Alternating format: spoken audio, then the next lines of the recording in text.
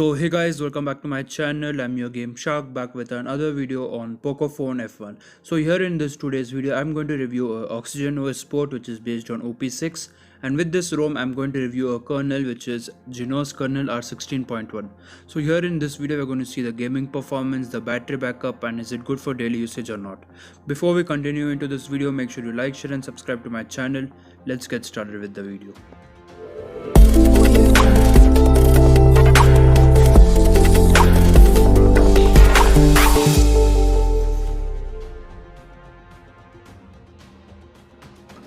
Also, before we continue into this video, make sure to join the Telegram groups. I've put the link in the description and in the pinned comment.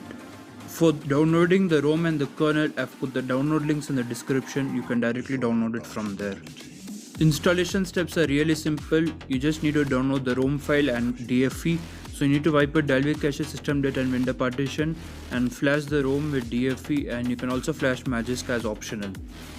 After you're successfully booted with the ROM, then you can flash the kernel via TWRP, and then you can again reboot and it will be flashed successfully. So now heading into the settings and about phone, here you can see I'm using the OxygenOS OP6, the Android version is 10 and the OxygenOS version is OP02 port. Now heading into the status, here you can see the kernel version which I'm using is Genos Kernel r16.1 and the Android security patch level is of 1st February 2021. So let's check some customizations in this ROM. Heading into the systems option, here you have an option called RAM boost. So if you click on that, you can turn on the option, you can enable the RAM boost option. Now heading back, here you have an option for utilities. In this utilities you have quick pay, parallel apps. So let's go to the quick pay. Here you can turn on the quick pay option and you have Paytm, so you can transact via your fingerprint and it's working perfectly fine. I have tried using it. So now coming back here, you have the parallel apps option, you have the app locker, you have a pocket mode option available. So now coming back, heading into the security and lock screen, you have a normal face lock available which is working perfectly fine. So coming into the customization option, here you have a clock style option for your lock screen. The widgets are pretty good, you can use it. Now heading into the display option, there is an option called ambient display which is almost bugged in every OS port, but in this port the ambient display option is working perfectly fine. So now let's head into the game space for this device. There's an app called Games. Here you can see my games. I have the Clash of Clans and PUBG Mobile, and also there's the Fanatic mode available. So now clicking on the statistics option, here you can have the statistics of both the games, like for how much hours I've played. So right now I've played the PUBG Mobile for 20 minutes and Clash of Clans for 20 minutes. Here you can have the daily tracker, and also for the battery usage you can have the tracker. Suppose I'm playing the game for 1 hour, here you can see the battery usage will be appeared. This is a pretty cool feature, I liked it a lot. Now heading into settings, here you have the options for hiding your game, and here you have the option for turning on Fanatic mode and much more optimizations in this games. So now let's head into the CPU throttling test. So clicking on the CPU throttling test app, here I'm going to perform this test in front of you so you can get to know how much will be the score.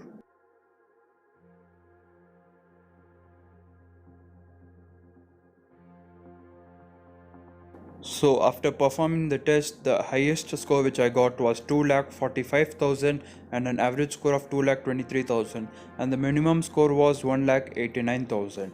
So now heading into the Geekbench 5 app, using the Genos Kernel r16.1, the single core score was 462 and the multi-core score was 2240. The scores are pretty good for the ROM, and here you can see the kernel which I'm using is the Genos Kernel r16.1. So now heading into the Magisk safety net, the Magisk safety net is true as default, so you don't need to hide your Magisk manager, which means you can use banking apps and any other app safely. Now heading into the Franco kernel manager, here you can see the maximum output for the GPU is 710 MHz, and the kernel version, here you can see Linux version 4.9.261 Genos r16.1. And also, as you know, OxygenOS ports are smooth in UI and other usages. So this port is also as same as other ports. The UI is really smooth in this ROM.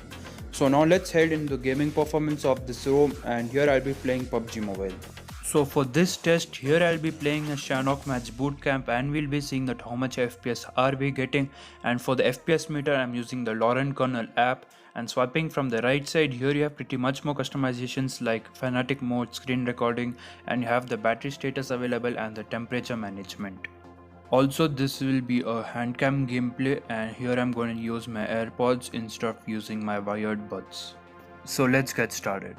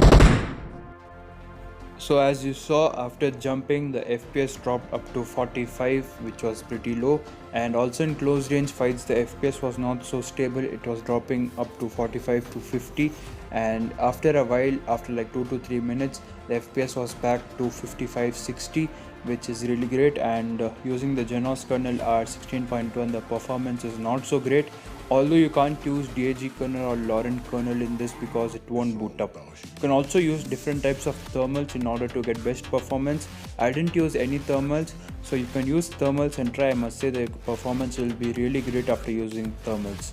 So here, talking about the battery backup, in normal usage the active drain is 12% per hour, and while gaming it ranges up to 24 to 25% per hour, and the heat is maximum is 43 degrees Celsius, and I must say the ROM is really good for overall usage and for gaming. So the average FPS after screen recording was nearly 45 to 55, and I must say without screen recording the performance will be really great because you're putting more CPU load into your screen recording as well as your game. So without screen recording, I must say the game will work really great. So that's it for this video, and I hope you all are safe in your home.